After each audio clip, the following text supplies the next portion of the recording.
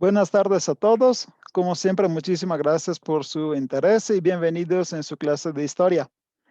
Hoy la clase será una de las pocas que tenemos de biográficas en nuestro curso.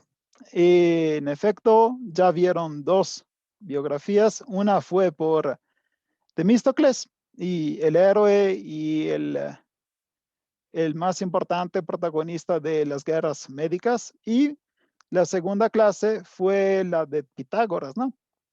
Hoy hablaremos de otra persona que se llama Alcibiades. Es posible que nunca oyeron hablar de esta persona, pero si ustedes hacen un curso de historia griega mínimamente bien hecho, necesitan escuchar de Alcibiades. Si nunca nombran a Alcibiades, significa que el curso no es bueno. Esto porque en realidad mucho de lo que pasó durante la guerra del Peloponeso se debe a él, tanto en bien como en mal.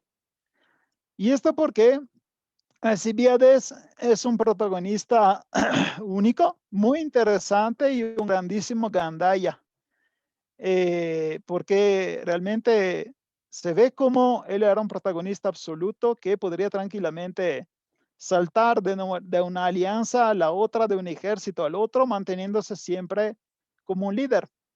Entonces, van a ver cómo al final de la clase tendrán solo dos sentimientos posibles, o lo admiran o lo odian, porque realmente es un gran gandaya. En algunas partes de la historia da una molestia escuchar lo que hizo, que es difícil quedarse neutral hacia él. Entonces, este Alcibiades, como pueden ver, murió cuando tenía 46 años, que es una edad muy decente para ser edad antigua, y sobre todo pensando que no murió por causas naturales, lo asesinaron. Entonces, decimos que tuvo una vida muy intensa, muy llena, y se la acabaron antes de lo necesario. De todas formas, van a ver mucho más sobre esta persona durante la clase. Alcibiades fue el último de la familia de los Alcmeónidas que tuvo algún tipo de poder.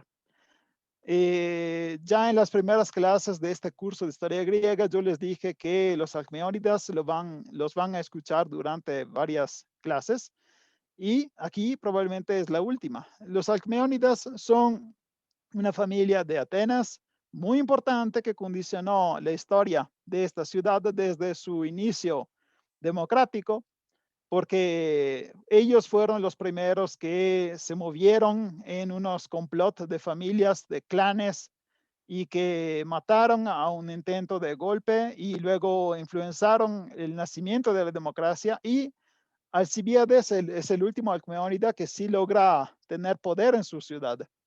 Su padre se llamaba Clinia y era un descendiente directo de Ajax Telamonio. Se llama también Ajax Telamonio, uno de los dos, o Ajax o Ajax, puede ser que ya lo oyeron. Este Ajax tal vez no les dice mucho, pero es uno de los protagonistas de la Ilíada. Entonces, Alcibiades tenía prácticamente era un descendiente directo de un héroe mítico. No todos pueden decir esto, no todos pueden decir soy descendiente de Ulises, soy descendiente de Ajax, ¿de acuerdo? Y por parte de madre era descendiente de Megacles. Megacles fue el jefe de los Alcmeónidas y el que pudo interrumpir ese golpe al inicio de la historia de Atenas. Si no se acuerdan, no pasa nada. Pueden ver otra vez el video de la clase sobre historia de Atenas y van a ver cómo hablo de Megacles y de los Alcmeónidas. Además, Pericles, el líder de Atenas durante el inicio de la guerra del Peloponeso, era primo de la madre de Alcibiades, o sea que era un tío de segundo grado de Alcibiades. El padre de Alcibiades murió en la batalla de Coroné en el 447. Alcibiades solo tenía 3 años, era un niño. Ya sabemos que en la edad antigua son muy tempranos, o sea, ya uno muy joven ya es adulto, pero 3 años se sigue considerando niño. Entonces, Pericles se volvió prácticamente su padre legal, su padre tutor. Entonces creció bajo la ayuda de Pericles. Lo pueden ver aquí. En la izquierda pueden ver un mosaico que representa a Alcibiades. Alcibiades era muy guapo, tanto por los cánones modernos como por los antiguos. Decía Antístenes, si Aquiles no se parecía a él, no podía ser tan guapo. Aquiles es un ejemplo no solo de valentía y de velocidad, sino también de belleza. Entonces, decía que si Aquiles no se parecía a Alcibiades, o sea que es el contrario. Normalmente una persona tendría que ser, es tan guapo como Aquiles, ¿no? Y aquí dicen, Aquiles tiene que ser tan guapo como Alcibiades. Entonces, los antiguos reconocían esta como su primera característica. Estéticamente era muy guapo. Y fue también un estudiante de Sócrates. Pero algunos historiadores no nombran esta característica y Sócrates no confirma el hecho que Alcibiades estudió con el filósofo Sócrates. Sobre su relación con Sócrates tenemos informaciones bastante opuestas. Entonces voy nombrándoles cuáles sí y cuáles no. Pero primero quiero leerles esta parte que habla de lo que los historiadores antiguos pensaban sobre él. Esta primera parte es de Jenofonte, que nos dice, y sin embargo, Critias y Alcibiades, que estaban familiarizados con Sócrates, causaron un daño muy grave a la ciudad. De hecho, Critias fue el más codicioso, el más violento y el más asesino de todos los que se ensarzaron en la oligarquía, mientras que Alcibiades fue el más desenfrenado, el más arrogante y el más violento entre los comprometidos con la democracia. Entonces, aquí vemos nuestra primera aparición de Alcibiades como alumno de Sócrates, igual que otro güey llamado Critias. Los dos se volvieron una pesadilla para Atenas, solo que uno en el campo de la oligarquía y el otro en el campo de la democracia. Decía también Plutarco, temía y reverenciaba solo a Sócrates mientras despreciaba al resto de sus admiradores. Todos se maravillaban de verlo compartir comidas con Sócrates, practicar la lucha con él y recibirlo en su tienda. Esto porque Sócrates no fue compañero de Alcibiades solo en la escuela, cuando sino fueron también compañeros militares. Esto porque tuvieron que participar a las guerras que Atenas estaba haciendo en ese momento y entonces se ayudaron. Ahorita vamos a verlo. Sobre la relación entre Sócrates y Alcibiades tenemos fuentes opuestas. Platón y Plutarco dicen algo y Jenofonte y Sócrates dicen otra cosa. Es un personaje muy importante en el simposio de Platón, al punto que Platón le dedica 2 diálogos. Platón escribía sus libros en forma de diálogos, esto porque intentaba copiar el método de su maestro, que era Sócrates. Si se acuerdan de Sócrates, yo les dije que Sócrates nunca escribió nada, siempre hacía sus clases hablando, entonces la forma de los libros de Platón eran un diálogo, pero en forma escrita, era un libro escrito en forma de charla, ¿de acuerdo? 2 diálogos de Platón tienen como protagonista Alcibiades. En teoría, Alcibiades era su mejor alumno y era también su amante. Esto porque no era tan difícil ni tan raro encontrar este tipo de figura en la época de historia antigua. El maestro y el alumno, cuando tenían una relación muy fuerte, normalmente se volvían amantes. Pero este tipo de relación no se veía mal y de hecho se aceptaba porque era un proceso. Y con este proceso el joven se volvía un hombre adulto y aprendió muchísimo del hombre adulto. Entonces, lo que hoy se llamaría también pedofilia, porque muchas veces este tipo de relación empezaba cuando el joven era muy joven, no era un tabú en esa época. Pero sobre el hecho que Alcibiades podía ser amante de Sócrates, no todos los historiadores concordan. Entonces, no podemos confirmarlo al 100%, ¿de acuerdo? Tucídides y Aristófanes, de hecho, no hablan de la relación que tuvo Alcibiades con Sócrates. significa que Tucídides, que en teoría es el más grande historiador y el primer historiador de historia de la época griega, no nos nombra esta relación. Entonces, es muy dudosa, ¿de acuerdo? Terminando la clase, les doy unos puntos más explicando el por qué esta relación con Sócrates es tanto importante y no es simplemente un chisme, ¿de acuerdo? Participó en la batalla de Potidea y en esa batalla Platón dice que Sócrates le salvó la vida. Entonces, el maestro salvó la vida a Alcibíades en el 432 y en la batalla del Delio en el 424, 8 años después. Plutarco nos dice que en la batalla del Delio, Alcibíades devolvió el favor. Entonces, Alcibíades salvó la vida a su maestro, Sócrates. Entonces, se dan cuenta que aunque no eran tan cercanos o amantes, en realidad sí se tenían mucho que pasó entre ellos. Se salvaron la vida dos veces, primero uno y luego el otro, ¿no? Y la relación entre estos dos empeoró, se volvió más intensa, al menos según las fuentes, en el momento en que tuvieron que procesar a Sócrates, porque cuando lo procesaron, una de las acusaciones fue exactamente haber sido el maestro de Alcibiades. Luego van a ver por qué Alcibiades fue un personaje tan grave que provocó prácticamente la muerte de su maestro, simplemente diciendo que fue su alumno. Pero, como ya les dije, en Genofonte no hay ninguna huella, ningún documento que nos confirme esta relación de tipo sexual. Hablando de este personaje, ya vimos que nació en una familia de alta alcurnia, era prácticamente un noble porque su familia era muy antigua y era descendiente de un héroe. Ya vimos dónde y cómo estudió. Ahora vamos a ver un poquito de su carácter. Se dice que una vez le dio un puño, le dio un golpe muy fuerte al ciudadano ateniense muy rico que se llamaba Hipónico. Después se regresó a su casa enseñando la espalda a Hipónico porque quería que él le diera unos latigazos para pedir disculpas, porque fue una reacción muy instintiva y se había arrepentido de lo que había hecho. Pero este Hipónico no solo lo perdonó, sino también le dio una hija que con la que podía casarse.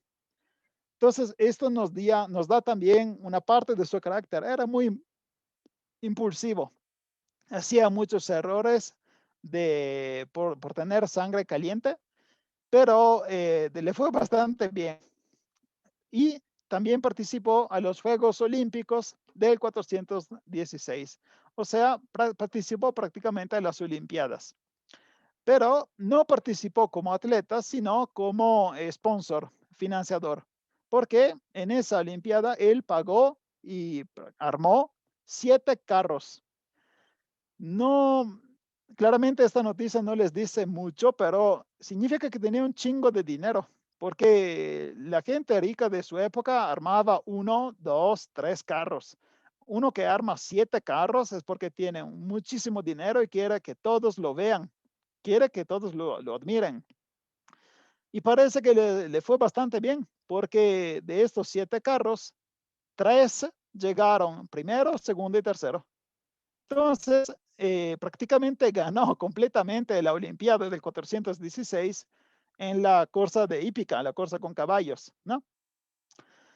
En el 421, en Atenas, se firmó la paz de Nicea.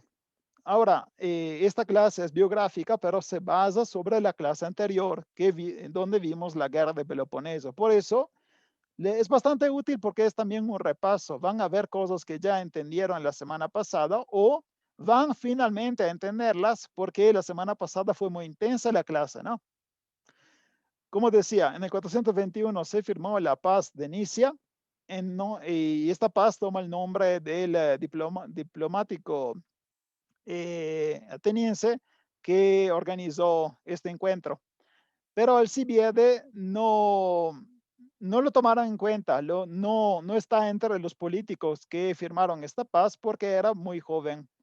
En el 421 tenía 29 años, todavía no se consideraba como un político completo. Entonces, él empezó hacer propaganda en el pueblo con la parte del pueblo que quería retomar y recomenzar la guerra. Porque ni se había firmado la paz y parecía que finalmente estaba en un momento tranquilo de Atenas, pero una gran parte de la población no estaba contenta y quería seguir la guerra con Esparta. Y Alcibíades pensó que la manera mejor de encontrar su lugar en la política de la ciudad era volverse representante de esta parte de gente. ¿Ok? Y este tipo de público, esta gente que realmente quería retomar la guerra, causó bastante escándalo al punto que nacieron varias discusiones en la ciudad y para poder aclarar la situación, Esparta se vio obligada a mandar una delegación de embajadores. Estos embajadores llegaron en Atenas y tenían plenos poderes, o sea, ellos podían hablar y firmar todos los documentos necesarios para poder confirmar o terminar la paz, porque si realmente Atenas quería seguir con la guerra, pues adelante, ¿no? Entonces, estos embajadores representaban claramente su ciudad. El día anterior de poder hablar en frente de la iglesia es la asamblea de todos los ciudadanos, Alcibiades organizó un encuentro secreto con los embajadores de Esparta. Y ahí logró convencer a estos embajadores que la iglesia era una asamblea muy arrogante y les aconsejó dejarlo hablar a Alcibiades porque él los conoce muy bien, porque él es de Atenas, y así ellos podrían evitar meter la pata, ¿no? Y entonces se ofreció como si fuera un asistente de los embajadores de Esparta. Y les aconsejó decir que ellos no tenían plenos poderes, o sea que ellos no llegaron ahí con todo el poder que la ciudad le permitía para firmar otra paz o para cancelarla, ¿de acuerdo? Y ellos aceptaron porque ellos no sabían que estaban hablando con el griego más gandalla de todos. El día siguiente, justamente se reunió la iglesia, el pueblo unido, bueno, claramente los hombres adultos, ¿no? Porque los ciudadanos de la época solo eran varones y no eran esclavos ni eran personas de otra parte de la ciudad, solo tenía que ser ciudadanos de Atenas. Entonces se reunió la iglesia con estos embajadores de plenos poderes y ellos dijeron que no tenían plenos poderes. ¿Por qué? Porque Alcibiades el día anterior les había dicho eso, ¿no? Entonces Alcibiades, cuando ellos declararon esto, empezó a hablar y le quitó toda la reputación y toda el reconocimiento que tenían estos. Y al final le hizo perder popularidad también a Nicia. Nicia era ese político que había firmado la paz en el 421, ¿no? Este golpe, porque realmente fue un golpe, porque él tomó la situación bajo control y logró convencer al pueblo que él era la persona correcta. Le permitió ganar su primer cargo público. De hecho, después de esa reunión, fue nombrado estratego. Entonces, su primer cargo público es un cargo militar. Los estrategos eran 10 y eran como los ministros de guerra, ¿de acuerdo? Eran generales. Fue él que permitió el nacimiento de una alianza con las ciudades de Argo, Megara y Mantinea. Estas ciudades tenían que ir en contra de Esparta. Prácticamente Atenas estaba armando y creando esta alianza para lanzársela en contra de Esparta y así empezar la guerra sin tener que luchar a Atenas misma, a la misma ciudad de Atenas. Esta alianza pero terminó muy mal porque en la batalla de Mantinea, Esparta ganó. Entonces, este plan que hizo Alcibiades para arruinar Esparta no funcionó. Plutarco nos dice que fue Alcibiades quien votó el decreto que decidió la muerte y la esclavitud de todos los habitantes de Melo. Puede ser que no se acuerden o porque lo dije demasiado rápido en la última clase. Melo es una isla que estaba poblada por gente de etnia doria. O sea, eran prácticamente de la misma etnia de Esparta. Cuando Atenas conquistó esta isla, se quiso vengar de Esparta porque Esparta le había hecho perder mucho territorio y había conquistado varios puntos importantes. Y su venganza fue decidir que todos los hombres de Melo tenían que morir asesinados y todas las mujeres y niños se tenían que vender como esclavos. Entonces, Plutarco nos confirma que Alcibiades fue entre los que votaron este destino para la isla de Melo. No solo, parece que, aquí le agrego un chisme, parece que Alcibiades también tuvo un hijo con una de estas esclavas de la isla de Melo. Esto es puro chisme, pero les demuestra que es una persona que también sabía aprovechar de las ocasiones y sin pena, ¿de acuerdo? Cuando en el 415 llegaron los embajadores de Segesta, Segesta es una ciudad en Sicilia, Alcibiades empujó porque quería ayudar a esta ciudad. Este es el episodio que se llama Intervención en Sicilia, porque en esta ocasión Segesta pidió ayuda contra una ciudad que la había invadido. Alcibiades pensaba que era la ocasión perfecta por atacar a Sicilia y así entrar en otro frente de guerra, porque desde llegar hasta Siracusa, que era una ciudad muy fuerte de la misma etnia de Esparta, y quería conquistarla antes que Siracusa entrara en una guerra. Entonces, él empujaba y quería convencer al pueblo que tenía que aceptar esta invasión, porque de hecho es una invasión completa. Siracusa estaba en paz, nunca había molestado a Grecia. Entonces, esta fue un acto de violencia, ¿entienden? Y entonces, Tucídides nos confirma que quería no solo atacar Siracusa, sino parece que en los planes de Alcibiades también estaba la conquista de Cartago. Cartago o Cartagena es una ciudad que se volverá muy importante, se volverá un imperio, el imperio cartaginés, y lo vamos a ver en el curso, para quien quiere, el curso de historia romana. Entonces, este plan de Alcibiades tenía claramente la conquista de Siracusa, si fuera posible conquistar toda Sicilia, mejor, y de ahí conquistar también Cartago, porque Cartago, esta es Tunisia, ¿ok? Pero Tunisia está muy cerca de Italia, ¿de acuerdo? Entonces parece que tenía bastante planes grandes por la ciudad. Aquí les tengo el texto de Tucídides que nos muestra qué dijo él hablando al pueblo para convencerlo que tenía que aceptar esta invasión. El mando me conviene, atenienses, mejor que a nadie, y tengo la conciencia tranquila de que soy digno de él. Deslumbré a los griegos con mi esplendor en el escenario sagrado de Olimpia. ¿Se acuerdan que les dije que él ganó una olimpiada, no? Con los caballos. Empujé a las ciudades más poderosas del Peloponeso a unir fuerzas con ustedes y llevé a Esparta a que se lanzara por completo al único día de Mantinea. Esto es el éxito que les dije que fue la alianza con las ciudades de Argo, Megara y Mantinea. ¿Ok?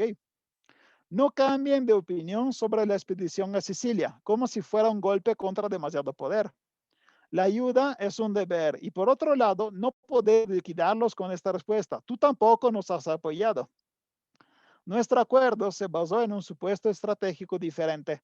No recibir fuerzas a cambio de los aliados sicilianos para alimentar directamente el conflicto en Grecia, sino molestar a nuestros enemigos allá y atarles las manos para que no nos ataquen en patria. Esto significa que el plan era atacar a esta ciudad Doria, que estaba en Sicilia, para evitar que esta ciudad atacara a Atenas muy pronto. Es un ataque preventivo, es un ataque de preparación, porque iban pensando que una posible ayuda a Esparta le podía llegar desde Sicilia, ¿de acuerdo? Entonces, eh, él quería proponer esto, pero su colega y su rival, Nicia, es el mismo diplomático que firmó la paz, ¿no? Este Nicia quería arruinar esta expedición, sobre todo quería anular esta expedición, no quería votarla. Y tuvo un plan bastante astuto, si lo piensan bien. Nicia quiso transformar esta expedición en algo enorme. De hecho, Nicia propuso un número enorme de barcos, de soldados, de caballos, porque este gasto espantoso él pensaba que el pueblo lo habría rechazado, ¿no? Porque tú dices, si yo quiero que se haya una expedición, sí, sí, claro, pero la expedición necesita de 1.000 millones de soldados y de 20.000 barcos. Pues si es un número muy grande, nadie lo va a aceptar, ¿no? Pues el tiro le salió por la culata porque realmente el pueblo aceptó. Entonces, Alcibiades hizo esta propuesta de guerra, su rival político intentando arruinarla, solo la hizo más grande. Y al final, esta expedición sí se aceptó. Entonces empezaron a armar los soldados, los barcos, los caballos, toda la comida que te necesitaba transportar por un ejército, viajar por meses en el mar, ¿no? Entonces, al final se pudo organizar el viaje, pero fueron nombrados generales con llenos poderes completos, Alcibiades, Lámaco y Nicia. Esos tres fueron los generales que tenían que conducir esta invasión. La noche antes de la expedición hubo este escándalo religioso que fueron las hermas, ¿se acuerdan? Como ya les dije, las armas eran unas estatuas, unos monumentos que tenían la cabeza y un pene, y durante la noche alguien pasó y rompió todos los penes, castró todas las estatuas prácticamente. Es un enorme escándalo porque esta era una representación del dios Hermes. Entonces no podía pasar sin castigo. Y de esta operación de vandalismo fue acusado Alcibiades. Entonces, Andrócles nos dice que Alcibiades eh, había organizado y había hecho este tipo de destrucción. Pero parece que Andrócles había pagado realmente unos esclavos y unos extranjeros para que acusaran a Alcibiades. De hecho, entre las acusaciones también hay algunas partes que son ridículas, porque esta destrucción se hizo en la noche, ¿no? Y los jueces que no eran idiotas ni son idiotas, un juez nunca es una persona idiota, siempre hace preguntas que tienen sentido, ¿no? Preguntó a un esclavo, ¿cómo es posible que tú reconociste a Alcibiades si estabas en la noche?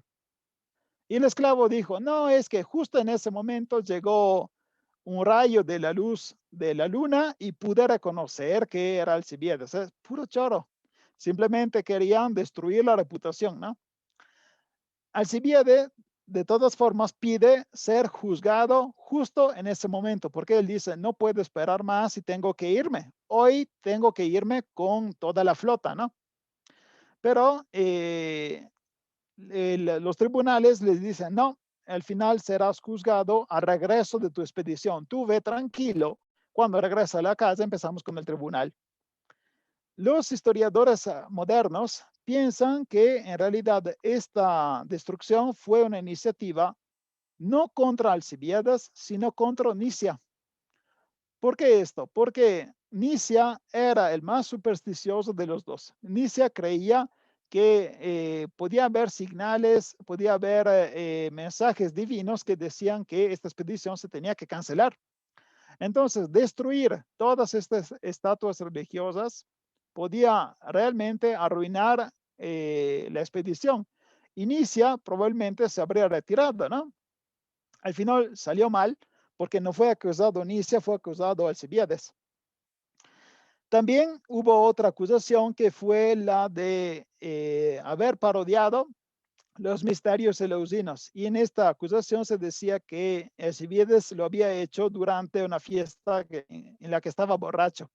Pero esta información, más que darnos culpa de Alcibiades, nos da información de cuánto era importante la religión en esa época. Era suficiente hacer una parodia de los misterios de Eleusis para destruir completamente la reputación de una persona y probablemente terminarla en la cárcel o peor. Es como si al día de hoy un político se pudiera burlar de la Virgen y burlar de una misa y que el video saliera en Facebook. Ese político claramente no tendrá una vida fácil porque los mexicanos creen bastante en la Virgen. Entonces, su reputación, como su carrera política es bastante arruinada, ¿no? Bueno, imagínense lo que pasaría hace 2000 años, donde la gente creía con la C mayúscula. Entonces, hablar de religión era una manera como otra de destruir la carrera política de una persona. De todas formas, no tienen ni pruebas ni nada y al final la flota sale del Pireo. Pireo es el puerto de Atenas y se encamina hacia Sicilia. Es un viaje muy largo, dan la vuelta, suben, pasan, cuando llegan a la altura de Albania, prácticamente se pasan a Italia, bajan por Puglia, cruzan por aquí, bajan por Calabria y finalmente llegan a Sicilia, porque en esa época los barcos no podían navegar pasando por el mar abierto. No tenían el control completo de dónde estaban, no tenían la brújula, entonces necesitaban siempre ver la costa para poder tener seguridad de dónde estaban y para evitar perder la flota. Porque si tú ves llegar una tempestad, una tormenta, lo mejor que puedes hacer es esperar en la playa. Si estás en mar abierto, puedes perder todo. Ya lo vimos varias veces cuando la flota de Persia perdió prácticamente 3 expediciones por un punto donde había muchas tormentas, que es esta península, ¿no? Bueno, entonces los viajes antiguos eran muy largos y horribles. Esa expedición finalmente logró llegar hasta Catania. Catania es una ciudad que todavía existe en Italia. Y ahí llegan en Catania y adivinen quién se encuentra, el barco de Atenas, el barco de la policía. El barco de Estado se llamaba Salaminia porque fue nombrado claramente por la enorme batalla en donde Atenas ganó a los persas, ¿no? Entonces, la nave de Estado, la policía estaba esperando a Alcibiades y cuando desembarcó les dice, no, ¿sabes qué? Cambiamos de idea y queremos juzgarte ahora. Por favor, acompáñanos y nos vamos al tribunal. Entonces, en teoría, terminado el viaje, él tenía que tomar otro viaje de vuelta para llegar hasta Atenas, ser juzgado en el tribunal y ahí a ver cómo le sale, ¿sí? Y él dice, sí, sí, claro, ahorita vamos juntos. Y él se va con el barco del Estado, se sube, llega hasta la ciudad de Turi. Turi se encuentra en la actual región de Basilicata y ahí desaparece. Esto porque Alcibiades no quería presentarse al tribunal. Desaparece y adivinan dónde reaparece. Si estuvieron bastante atentos en la última clase, saben muy bien que Alcibiades reaparece en Esparta. ¿Por qué hasta Esparta? Porque había entendido que en Atenas ya podía probablemente haberse arruinado toda su carrera. Entonces, desde Turi, en alguna forma logró escaparse, llegó con un barco hasta Esparta y ahí empieza a intentar convencer el mundo de Esparta claramente que él estaba traicionando, pero estaba traicionando bien convencido que quería ayudar a Esparta. Porque si les llega una persona desde Atenas diciendo, yo quiero ayudarlos, puede parecer un espía, ¿no? O sea, el mundo antiguo nunca es idiota, son personas exactamente como hoy. Entonces, si les llega su peor enemigo diciendo quiero ayudarlos, lo más probable es que es una trampa, ¿no? Aquí les tengo el discurso que Tucídides reportó sobre cómo Alcibiades pudo intentar convencer a los espartanos de que él estaba trabajando para ellos. Dice, y los peores enemigos no son los que, como tú, estaba hablando a los espartanos, ¿no? Golpean al enemigo, sino los que obligan a los amigos a convertirse en enemigos. Está diciendo, los peores enemigos no son ustedes espartanos que nos hicieron guerra, sino los mismos atenienses que me denunciaron. Y el amor por la patria no lo tengo cuando me siento ofendido, sino cuando puedo vivir con seguridad como ciudadano. Y ahora no pienso en ir contra lo que es mi patria, sino en recuperar lo que ya no es mío. Y ama con razón a su patria, no el que no ataca la suya después de haberla perdido injustamente, sino el que por todos los medios, por el amor que le trae, trata de recuperarla. Está diciendo que prácticamente su acto, su traición, el ayudar a Esparta es una manera muy torcida, increíblemente enfermiza, de recuperar a su patria. Porque dice, una vez que ustedes ganan la guerra con Atenas, yo podré regresarme a mi ciudad. ¿Se dan cuenta de cuánto hipócrita era este cabrón? Porque realmente él estaba conduciendo una guerra contra su ciudad y logró convencer a la población de Esparta que estaba haciendo la parte buena, que él era bueno porque amaba su ciudad y por eso le hacía la guerra. En serio, qué descarado, ¿no? Entonces, aún así, la gente sí le creyó y empezaron a seguir sus consejos y les fue muy bien durante la guerra, porque ahí empieza a informar a sus enemigos. La primera información que sabemos era que Atenas quería desembarcar en Mesana. Mesana es una isla que disculpen, Mesana es una ciudad que actualmente se llama Mesina. Entonces, la flota de Atenas quería desembarcar en Mesana, encontrar la ciudad abierta y poder ahí encontrar nuevos aliados, nuevos soldados y con esos atacar a Siracusa. Este plan necesitaba que alguien adentro de la ciudad de Mesana les abriera las puertas, porque tú no puedes abrir las puertas si no tienes aliados adentro, ¿no? Y esto parecía que sí podía funcionar, solo que Alcibíades informó a los siracusanos que este plan se quería efectuar. Y entonces los siracusanos hicieron una operación de antiespionaje, diciéndole a los habitantes de Mesana, aliados de Siracusa claramente, que la puerta tenía que estar cerrada. Entonces llegó la de Atenas esperando de encontrar esta ciudad abierta y ni madres, la ciudad estaba cerrada. Esta fue la primera vez que Alcibiades arruinó los planes de Atenas. Además de esto, Lámaco, que se acuerdan que eran solo tres generales, ¿no? Alcibiades, Lámaco y Nicia. Lámaco muere en batalla y entonces a conducir toda esta guerra de invasión se encontró el pobre desgraciado de Nicia, que era el único güey que no quería estar ahí. Él ni siquiera quería la invasión y ahorita se encuentra a ser el único que todavía puede mandarla, ¿de acuerdo? En ese momento Alcibiades ofrece a Esparta también soporte estratégico en cambio de la protección. Y ahí habla de la voluntad de Atenas de conquistar Sicilia, de conquistar Italia y luego de atacar a Cartago, la ciudad que está al otro lado del mar.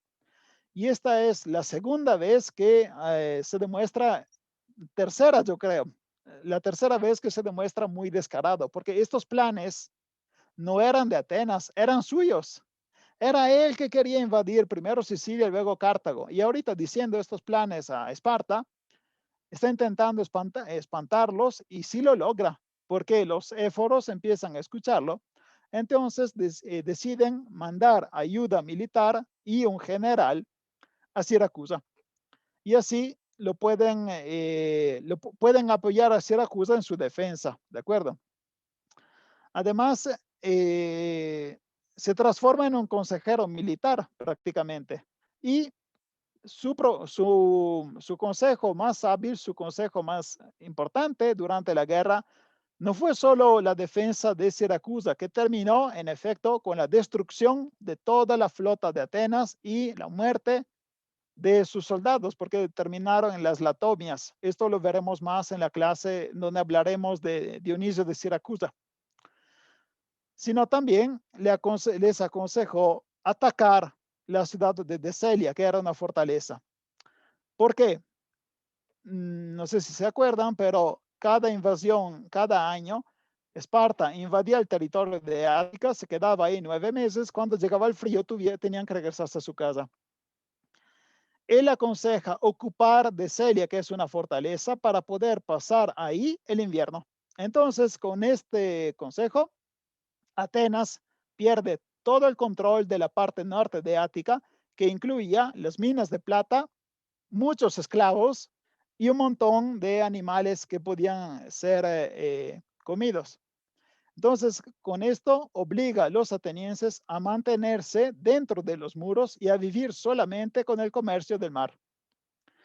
Y este causó también otra consecuencia, que es que las islas que eran aliadas con Atenas intentaron rebelarse intentaron salirse de esta alianza y Alcibíades se fue con una flota de Esparta pasando por varias islas para hacer más rápido este proceso de salida.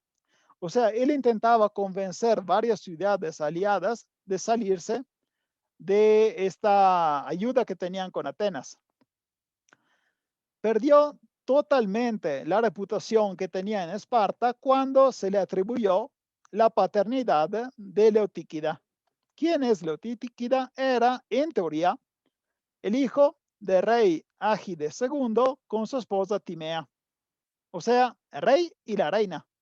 ¿Se acuerdan que Esparta tenía dos reyes, no? Bueno, uno de los dos reyes se llamaba Ágides II. El hijo no solo se parecía físicamente al Alcibíades, que uno dice, bueno, ya, o sea, se parece al cartero, se parece al plomero, pero es una casualidad, ¿no? No, la reina, cuando estaba enfrente de sus amigas y de sus sirvientas, llamaban a su hijo Alcibíades. O sea, prácticamente lo llamaba con el nombre de Sancho. Entonces, pero si tu esposa llama a tu hijo, al que en teoría es tu hijo, con el nombre de otro güey, pues lo piensas dos veces, ¿no? Es probable que algo sí haya pasado. Además, el rey empezó a calcular y se dio cuenta que él se había quedado por meses afuera de casa por eso de la guerra, ¿no? Entonces dice, pero oye, ¿cómo es que tuviste un hijo que yo estaba en guerra? Esta situación que ustedes la pueden ver como cómica, en realidad es extremadamente trágica, porque deja tú una traición, pero es el hijo del rey. O sea, no es un güey cualquiera, es el hijo de una figura de respeto de la ciudad de Esparta. Entonces, la cagó, pero espantosamente. Así bien es cuando decidió tener como amante la reina, ¿no? Este hijo, el padre, bueno, el padre legal, porque no era el padre biológico, lo reconoció solo cuando estaba en punto de muerte, en el 401. Además, este pequeño, que ya no era tan pequeño, y se llamaba Leotíquida, era probablemente uno de los posibles nuevos reyes, porque se acuerdan que los reyes de Esparta solo se podían elegir entre dos familias. En esta familia, él era dentro de esta línea, ¿no? Pero Lisandro, uno de los políticos y de los militares más importantes de Esparta, hizo todo lo posible para evitar que Leotíquida se volviera rey, al punto que le prefirió el tío, que se llamaba Agesilao. Entonces Agesilao se volvió rey de Esparta y así evitó que el hijo de Alcibíades se volviera rey de Esparta. Esto lo sabemos por Plutarco y lo que escribió en su libro Vidas Paralelas. Entonces, realmente el chisme de los privados y la historia con la H mayúscula siempre están mezclados. Y ustedes pueden ver chisme y dicen, ah, no, está muy divertido, sí, pero tiene también consecuencias históricas espantosas, ¿no? Cuando el éforo endio se retiró, les acuerdo que los éforos eran prácticamente los políticos más importantes, mucho más que los reyes. Cuando Endio se retiró, Alcibiades se dio cuenta que ya no tenía suficiente poder político en la ciudad de Esparta para poder seguir vivo. De hecho, se había ordenado que un almirante llamado Astíoco tenía que asesinarlo. Pero Alcibiades no era tonto, entonces fue informado y logró escaparse. ¿Dónde se escapó? Si ya no había lugar en Atenas y tampoco en Esparta, ¿a dónde te vas a escapar? Pues se fue con el tercer protagonista de esta guerra, que son los persas. Se escapó hasta Tisafernes. Tisafernes es un sátrapo de la región de la actual Turquía. Prácticamente es un gobernador, ¿ok? Se fue hasta la región de Tisaferne y ahí empezó a trabajar como consejero para intentar arruinar a Esparta. Vieron cómo realmente es un gandayota, porque primero trabajaba por Atenas contra Esparta, luego por Esparta contra Atenas y ahorita por la Persia contra Esparta. Realmente cambia de campo como si fueran calzones. Entonces, al final, el único que gana es él, porque todos están perdiendo batallas o ciudades gracias a sus malditos consejos, ¿no? Ahí empezó a trabajar y aconsejó el sátrapo de Persia de reducir los financiamientos y el dinero que él estaba enviando a Esparta, porque no lo dije, pero Persia estaba ayudando a Esparta en esta guerra contra Atenas. Porque Atenas es mucho más dañina a Persia porque era un imperio de mar. Entonces arruina toda la costa del imperio de Persia. En cambio, Esparta es una de tierra y no pasa nada si Esparta sigue sobreviviendo. Por eso valía más la pena ayudar a Esparta que a Atenas. ¿Ok? Entonces, con sus consejos le aconsejó bajar los financiamientos que iban a llegar hasta Esparta y corromper los capitanos de algunas ciudades para intentar evitar perder más batallas. Además, aconsejó de no intervenir en la guerra de manera rápida y así dejar que las ciudades se volvieran siempre más débiles una contra la otra. Y al final, cuando ya finalmente la guerra habría terminado, Persia podía atacar y conquistar toda Grecia. Qué desgraciado completo, ¿no? Porque está prácticamente vendiendo su patria, su patria, bueno, es una palabra muy moderna, decimos vendiendo su región donde él nació, ¿no? Pero lo hace por sobrevivir como político. Y al final, Tucídides nos dice que este periodo persa le sirvió también porque quería preparar su regreso en Atenas. O sea, estaba haciendo un doble juego. Por un lado, estaba trabajando por Persia, por el otro, se estaba preparando el campo para regresarse a su casita. A demostración de esto, tenemos la noticia que él se puso en contacto con la flota de Atenas que estaba en la isla de Samo.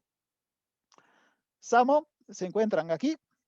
Está una isla actualmente en territorio de Turquía. Okay. Aquí estaba una flota de Atenas, una de los puntos más importantes de defensa de Atenas era Samo.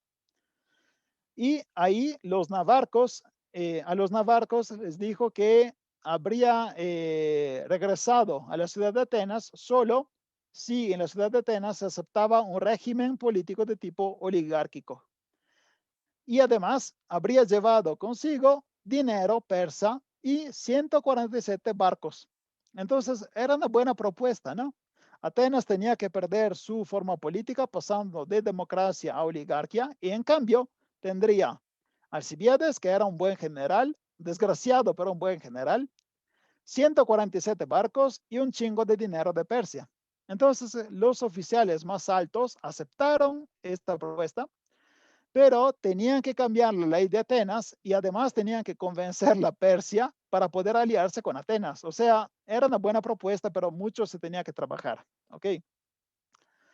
Los marineros y los soldados de Atenas no estaban de acuerdo, pero el dinero que Alcibiades tenía con él logró convencerlos, o sea, los corrompió prácticamente. Y así, desde Samo, empezó una expedición que tenía que ir hasta Atenas para convencer de este cambio. A liderar esta expedición estaba Pisandro y el general Frínico, que se quedó en Samo, no estaba de acuerdo. Entonces, él mandó una carta para poder arruinarle los planes. Y aquí está uno de los puntos más locos de la historia porque no se entiende casi nada. Frínico es el general de Atenas. Astíoco es el general de Esparta y Alcibiades ya lo conocen. Entonces, Frínico envía una carta al general espartano Astíoco revelando todo el plan que Alcibiades estaba haciendo. O sea, él pensaba que diciéndole todo a un espartano se podía evitar este cambio político, ¿no? Porque una alianza de Esparta con Persia habría arruinado la guerra. Lo que no sabía era que Astíoco estaba de acuerdo con Alcibiades. Entonces, Astíoco le habla a Alcibiades y le dice que Frínico lo estaba traicionando. ¿Ok? Y entonces Alcibiades escribe a la isla de Samo y pide que maten a Frínico. Entonces, Astíoco, disculpen, Frínico escribe otra vez ofreciendo de destruir su flota, toda la flota que estaba en Samo, y quiere revelar otra vez el plan de Alcibiades. Otra vez, Astíoco le informa todo a Alcibiades. Alcibiades quiere matar a Frínico, pero Frínico es más rápido. y avisa a la isla de Samo que está llegando un ataque. Entonces la isla se cierra completamente y el mensajero que llegaba de Alcibiades no puede entrar y no puede informar que Frínico tenía que morir. Esta situación loca nos dice en realidad que era muy complicado. Realmente los juegos de espía y contraespías eran algo ya de la época. Y no es una película de espía de la edad de la Guerra Fría. Ya en esa época había muchas tradiciones, ¿sí? Entonces, Pisandro en Atenas logra convencer al gobierno que, que se efectúe un cambio político y la iglesia nombra 10 embajadores, entre ellos el mismo Pisandro, para poder hablar con Alcibiades y Tisaferne. Entonces, la flota de embajadores que se había ido a Atenas ahorita se regresa a Samo para seguir con las negociaciones, ¿no? Pero Tisaferne no quería hacer un acuerdo. Él prefería mantenerse lejos y neutral de la guerra. ¿Por qué? Quería seguir el consejo de Alcibiades que valía la pena que se autodestruyeran los dos enemigos, ¿no? Entonces, Alcibiades les dijo a los atenienses que Tisaferne estaba pidiendo muchas cosas y que no se podía hacer el acuerdo y que lo sentimos muchísimo. Y así no hubo ningún acuerdo. El único que salió ganador fue Alcibiades, porque todas las partes que estaban en juego, Atenas, Esparta y también Persia, se dieron cuenta que probablemente Alcibiades era la única persona que podía mantener en equilibrio esa área del mundo. A pesar de esto, en Atenas el golpe sí se hizo. Entonces, demasiado tarde se había dicho que no había acuerdo porque en Atenas el golpe se realizó y nació un gobierno llamado Gobierno de los 400. En esos estos eran los únicos ciudadanos que podían votar, 400 ciudadanos. Ya no era una democracia, ¿no? Entre esos 400 también estaba Frínico y Pisandro. El golpe, pero, no se logró en Samo. ¿Se acuerdan esta isla donde nació todo? En Samo, los demócratas lograron matar a los 300 oligarcas que estaban y eligieron nuevos comandantes. Entre ellos se eligió Trasíbulo. Este Trasíbulo hizo votar el regreso de Alcibiades y lo transportó hasta Samo. Entonces, él quería quitar a Alcibiades de la alianza de Esparta con Atenas, con Persia, disculpe, y quería usarlo como arma política de los demócratas. Con el regreso de Alcibiades, Atenas también cambia su gobierno y regresa a algo casi democrático que se llama gobierno de los 5000. Ahí, Atenas por primera vez invita a regresar a Alcibiades. Es la primera vez que la ciudad lo quiere de vuelta. Pero Alcibiades dice, mejor no, mejor primero hago una gran batalla para demostrar que ahorita estoy luchando por Atenas y no por Esparta, y así tal vez me aceptan y me pueden querer de vuelta, ¿no? Y en efecto, una buena batalla la obtuvo en la batalla de Abidos del 411. Ese Abidos lo pueden encontrar aquí. Abidos es una ciudad muy importante en el paso del Helesponto, el que conduce hasta el Mar Negro. Es esa área económicamente importante que ya les describí en otra clase, ¿no? Y él en esa batalla obtuvo la victoria gracias a su llegada con 15, no, disculpen, con 18 triremes. Entonces, su aportación, su ayuda en la batalla fue lo que decidió la victoria de Atenas. El sátrapo persa estaba ayudando a los espartanos y de hecho cuando los espartanos vieron que la batalla naval había perdido, se retiraron con los barcos hasta la playa, desembarcaron y ahí estaban los soldados de Persia para intentar ayudarlos contra los soldados de Atenas. En ese punto ya había ganado la batalla y Alcibiades pensó, mira, ya que está aquí mi amigo Tisaferne, mejor le voy a hablar, ¿no? Entonces se fue desde la playa para intentar hablar con Tisaferne otra vez, para intentar acordarse con él para que se aliara con Atenas. Y ahí traía regalitos y traía cocadas y traía todas las cosas bonitas que puedes tener como recuerdos y para ser un buen invitado, ¿no? Nada más que apenas lo vio, lo arrestó y lo puso en la cárcel. Entonces parece que Alcibiades ya no tenía muy bien claro cuál era su relación con los persas, porque ellos lo querían arrestar. Logró escaparse solo un mes después, pero después de este intento ya evitó a los persas. ¿Ok? En el 410 chocó en la batalla de Cícico otra vez contra los espartanos, y esa sí fue una batalla muy importante. Alcibíades había decidido hacer de carnada. Entonces, Alcibíades con una pequeña flota se estaba moviendo en el mar para intentar llamar la atención de la flota más grande de Esparta. Y lo logró.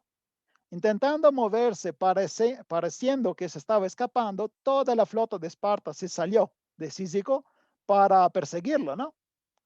Lo que no sabían era que los atenienses la noche anterior habían llegado ahí cerca durante una tormenta y se habían ocultado. Entonces, cuando los espartanos iban persiguiendo a Alcibíades, las dos partes de flota de Atenas se les cerraron atrás y Alcibíades dio la vuelta y atacó también. Entonces, de los tres lados, la flota de Esparta fue bueno, claramente fue en inferioridad numérica, ¿no?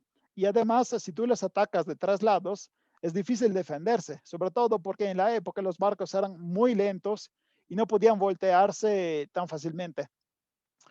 Esta batalla se transformó rápidamente en una tragedia por Esparta y entonces Esparta desembarcó y la batalla se transformó en una batalla de tierra. Los soldados que antes estaban en los barcos ahorita se volvieron soldados de tierra, pero la victoria fue completamente de Atenas. La situación era tan desesperada que enviaron un mensaje y por suerte este mensaje lo recibimos, lo tenemos, y es este que le puse aquí abajo. Los barcos están perdidos, Míndaro está muerto, era el general, los hombres están muriendo, no sabemos qué hacer. Esto les indica también cómo todos los soldados en realidad eran personas como nosotros. Vivían, sufrían y se desesperaban. Después de una batalla de este tipo, ellos habían perdido la esperanza y sinceramente necesitaban al menos el consejo de su ciudad para saber cómo seguir con la guerra y sí seguir con la guerra.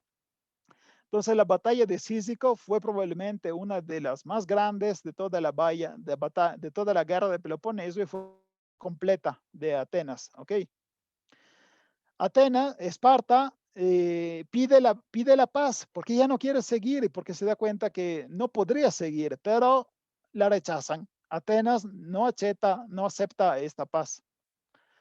Otra victoria se obtuvo en el 409 en Calcedonia, luego una victoria en Siliuri y en el 408 en Bizancio. Entonces, con Alcibíades, la flota de Atenas parece que ya está ganando. En el 407 piensa finalmente poder regresarse a su casita, pero estaba preocupado porque pues, tuvo varios años trabajando por los enemigos, ¿no? Él pensaba que podría ser una trampa. Si tú te regresas a tu ciudad después de haberla traicionado por varios años, lo más probable es que te maten apenas pones el pie en el puerto, ¿no? Por eso, al final lo pensó mucho y además del daño que había hecho, él tenía todavía una condena por lo que había hecho probablemente la noche anterior destruyendo las armas, pero decimos que el proceso se había concluido reconociéndolo como culpable, ¿ok? Por eso intentó acercarse a varias ciudades para preparar su regreso. Primero se fue hasta la isla de Samo y ahí recuperó 20 barcos. Después se fue hasta la región de Caria, donde pudo recolectar 100 talentos de plata. Y de ahí se fue hasta la parte final del río Eurota, que prácticamente ya está en Grecia, está en el Peloponeso, porque ahí quería controlar cuál era la opinión de su pueblo, porque ahí hablando con la gente se podía dar cuenta si los atenienses ya lo querían o si lo querían matar. Cuando finalmente pareció que sí lo querían aceptar, se fue hasta el Pireo y ahí el puerto estaba llenísimo de gente que empujaba para poder verlo. Realmente parecía que había llegado un VIP, un VIP, una persona importante, una persona famosa, un cantante. Y cuando llegó el barco, él se dio cuenta que toda la gente estaba contenta y lo quería. Aún así, él se sentía espantado. La única manera que tuvo para calmarse fue ver que entre la muchedumbre también estaba su primo y unos amigos, y esos lo estaban invitando a bajarse. Entonces ya finalmente se tranquilizó y se bajó. Pero lo que no sabía era que había desembarcado en un mal día, en un día nefasto. El día nefasto es un concepto que todavía se usa hasta el día de hoy, ¿no? Martes 13 o días de combinaciones de números y días raros, en que es mejor que tú no hagas nada. La fiesta, el día que había desembarcado era la fiesta de la Plinteya. ¿Qué es la Plinteya? En esta fiesta se tenían que lavar las estatuas sagradas de la diosa. Claramente, si se habla de diosa en Atenas, es la diosa Atenas, no por nada se llama así la ciudad, ¿no? Y prácticamente se quitaba la ropa a la diosa Atenas Políade y se cerraba el templo completamente. Se ponía una cuerda para evitar que algún güey intentara entrar para ver la diosa encuerada, ¿no? Siempre hay desgraciados en el mundo, también en esa época. Entonces se cerraba completamente el templo y adentro las mujeres quitaban la ropa a la diosa y se ponían a lavar la estatua y luego la vestían otra vez, porque oye, podrás lavarte una vez al año, ¿no? Entonces ahí en esa fiesta la diosa está ocupada porque claramente está distraída y la están lavando y está encuerada, y en ese día la ciudad no está protegida. Atenas no está protegiendo su ciudad y por eso es un día negativo. El hecho que él desembarcara exactamente en ese día se volvió claramente una mala reputación, y vamos a ver cómo realmente sí no fue una gran ayuda lo que iba a dar a Alcibiades a su ciudad. Y además de esto, se cancelaron las acusaciones de blasfemia y el proceso que le habían hecho a él. Y para hacer la paz, él organizó una procesión simbólica. Ahora, ya les hablé de Atenas y ya les hablé de los misterios de Eleusis, que es donde se hacía esa parte religiosa, en donde la población podía participar de manera íntima y de manera muy profunda. Pero ahora con un mapa es mucho más simple explicarles todo. Aquí está Atenas, ¿no? Aquí está el puerto del Pireo. Esta es de Silea, es esa ciudad que los espartanos habían conquistado. O sea, todo esto ya era territorio enemigo, ¿no? Y aquí está Eleusis, que era la ciudad sagrada que los habitantes de Atenas tenían que alcanzar caminando, eran 30 kilómetros. No es mucho, o sea, sí lo puedes hacer. Y estos 30 kilómetros se tenían que hacer caminando en esta parte de campo. Claramente, si estás en un periodo de guerra y tu enemigo está aquí, no puedes irte tranquilamente y cantando la guadalupana hasta Eleusis. ¿Por qué? Porque puede ser que te maten en el camino, ¿no? Alcibiades, para poder confirmar su regreso en la ciudad, decidió organizar este viaje armado. Entonces, con una parte de soldados, acompañaron a los peregrinos, exactamente como se tendría que hacer ahorita para los que van hasta Chalma, porque ahorita es muy peligroso. Y los soldados lograron acompañar hasta Eleusis, y aquí se pudieron hacer los rituales y luego se regresaron. Y ustedes pensarán, bueno, entonces, ¿qué significa? Que durante la guerra no se hicieron estas procesiones. Sí se hacían, pero los peregrinos se iban en barco. Entonces tomaban el barco desde el Pireo, daban la vuelta por la isla de Salamina, desembarcaban en Eleusis, hacían sus rituales y luego se regresaban a su casita con el barco. Pero no es lo mismo, porque una parte importante del ritual es llegar caminando, exactamente como hacen el 12 de diciembre muchos mexicanos, ¿no? Bueno, ojalá que este año no, que con el del COVID es mejor que eviten eventos de masa, pero estoy seguro que sí alguien lo va a hacer. Bueno, además de este chisme, podemos seguir con la historia, ¿no? Entonces, después de este ritual, él regresó en posesión de todas sus propiedades y lo nombraron comandante supremo de la fuerza de tierra y de mar. Prácticamente, él se volvió general único de todo el ejército de Atenas. En el 406 intentó sitiar la ciudad de Andro, pero no logró hacerlo. Entonces se acercó a la ciudad de Éfeso, parándose cerca de la costa de Nocio. Nocio está otra vez en Turquía. Vieron cómo gran parte de la guerra se lucha en esta parte de mar, ¿no? Y ahí se para con la flota. Ciro había sustituido a Tisaferne como sátrapo de Anatolia. Y Ciro, el persa, estaba ayudando a los espartanos haciendo más fuerte su flota. Ya lo vimos la semana pasada, es suficiente aumentar el salario de tu flota para llamar la atención de los mejores marineros, ¿no? Y entonces la flota de Esparta estaba justo enfrente, pero no quería salir. Y la flota de Atenas ya no sabía qué hacer, porque, oye, estaba ahí parada, los enemigos no quieren atacar, entonces estaban desperdiciando tiempo. Además, era una gran flota, ¿de acuerdo? Entonces decide ayudar a otro general, que se llama Trasíbulo, que estaba sitiando la ciudad de Focea. Y ahí tuvo la peor decisión de su vida. Él dijo a su ayudante, mira, yo me voy a ayudar a Trasíbulo, pero por favor, no ataques, no ataques, no hagas nada, espérame que ahorita yo regreso. Y su timonere, que es su ayudante, que se llama Antíoco, dijo, sí, tranquilo, ve tranquilo, que ahorita yo tengo la situación bajo control. Entonces, 80 barcos, 80 no son 4, o sea, son un chingo de barcos, fueron dejados al comando de un asistente. Es muy difícil comandar una flota. Yo no soy militar absolutamente, pero 80 barcos, si un barco tiene 200 personas, se dan cuenta de que raza de ejército tienen bajo mano, ¿no? Y además en esa época no había manera de comunicarse, no había celulares, no había luces, cero. Todo lo que se tenía que comunicarse hacía gritando. Tú intenta gritarle a 80 barcos para ver si te escuchan, ¿ok? Entonces, este idiota, porque no hay otra manera con que llamarlo, este Antíoco idiota, intentó imitar la batalla de Cícico. ¿Se acuerdan? En la batalla de Cícico, una parte de la flota hizo de carnada, se sacó la flota enemiga y fue una enorme victoria de Atenas. Pero la cagó muy mal porque, primero, el ataque no se hizo a sorpresa. No había tormenta, no se hizo en la noche. O sea, los espartanos sabían muy bien que los barcos estaban ahí, estaban preparados.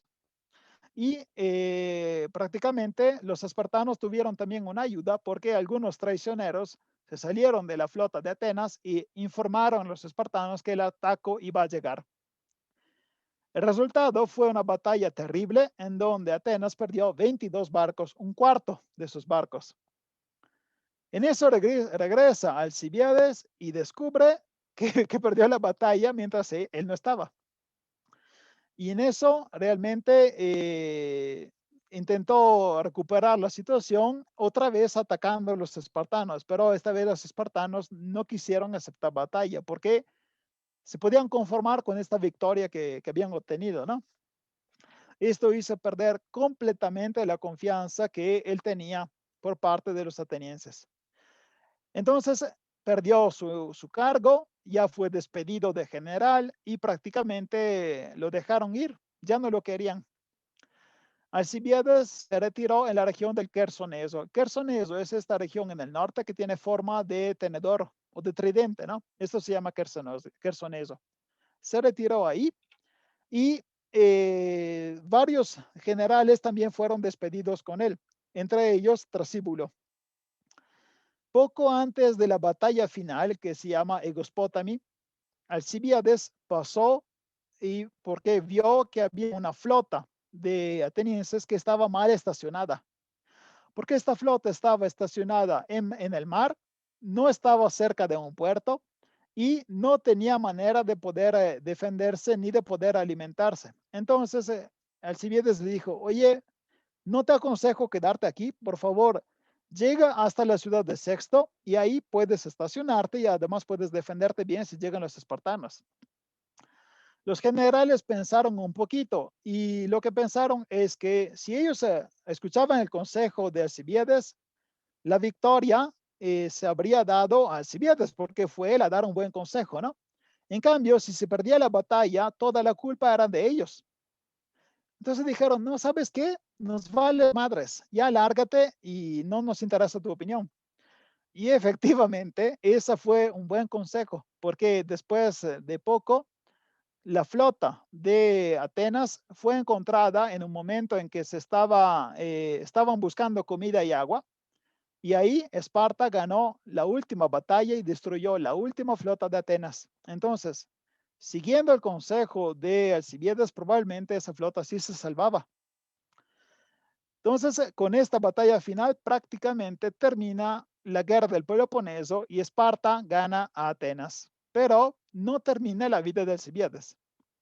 Después de la guerra, él se escapó hasta Frigia, que es una región de Anatolia, y ahí ofreció otra vez su ayuda contra la supremacía espartana, pero lo encontraron y lo asesinaron.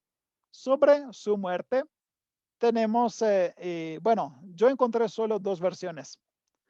Una versión nos dice que Alcibiades vivía con una mujer que se llamaba Timandra. Él se estaba preparando para poder ir a hablar a la corte de Persia, pero la casa fue circundada, o sea, los soldados se pusieron alrededor de la casa y la incendiaron. Entonces él murió quemado vivo adentro de la casa. Pero Alcibiades quería decidir otra manera de morir y entonces se lanzó en contra de sus enemigos que lo golpearon con muchas flechas y así murió. Pero en este cuadro pueden ver, el cuadro se llama Muerte de Alcibiades, es de un pintor italiano llamado Michele de Napoli. Y aquí pueden ver que sí está una flecha, pero el güey la está usando como un puñal, ¿no? Yo creo que es más probable la versión original, que es la que sí lo mataron con unos flechazos mientras él intentaba atacar a sus enemigos. ¿Quién fue a asesinarlo? No lo sabemos, porque sinceramente había un chingo de gente que lo odiaba. Ya todos lo odiaban, tanto Atenas como Esparta como Persia. ¿Quién pagó estos asesinos? No lo sabemos, probablemente nunca se sabrá. Pero este personaje tan único que hizo tan bien y tan mal a nivel militar, seguramente se creó un gran ejército de enemigos, ¿de acuerdo?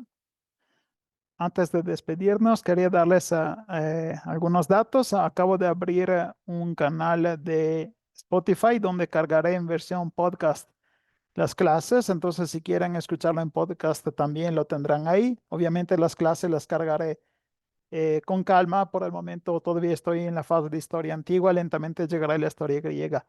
El enlace lo dejo en la descripción de esta clase y también lo dejo en la página principal del canal de YouTube. Además, si quieren apoyarme en mi trabajo de edición y de ofrecer las clases que tengo ya grabadas, pueden comprar una clase del Imperio Sirio que está disponible en la página Buy Me a Coffee, que encontrarán igual en el enlace de este video y en la página del canal de YouTube. Espero les haya gustado esta clase y si les gustó pueden ponerle me gusta y compartir. Muchísimas gracias y nos vemos a la próxima.